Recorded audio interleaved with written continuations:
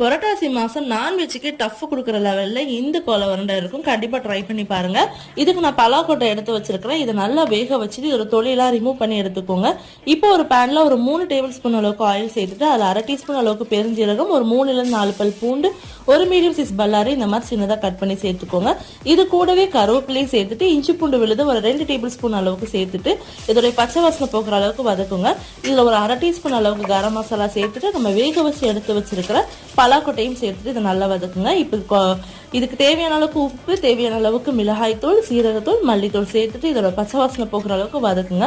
இதை கம்ப்ளீட்டா ஆறுனதுக்கு அப்புறம் இதை ஒரு மிக்சர் ஜார்ல கொஞ்சமா தண்ணி சேர்த்துட்டு இந்த மாதிரி பக்குவத்தில் அரைச்சி எடுத்துக்கோங்க. இப்போ இதில் ஒரு 2 டேபிள் ஸ்பூன் அளவுக்கு பொட்டுக்கடலை பவுடர் சேர்த்துக்கோங்க, பொரிகடலை பவுடர் சேர்த்துட்டு இதை நல்லா கலந்து விட்டுட்டு இந்த மாதிரி உருண்டைகளாக உருட்டிட்டு ஆயிலில் ஃப்ரை பண்ணி எடுத்துட்டிங்கன்னா சூப்பரான கோலா உருண்டை ரெடி ஆகிட்டு. இது மட்டன் கோலா உருண்டைக்கு டஃப் கொடுக்கும். கண்டிப்பாக ட்ரை பண்ணி பாருங்க. பிடிச்சிருந்தா லைக் பண்ணி ஷேர்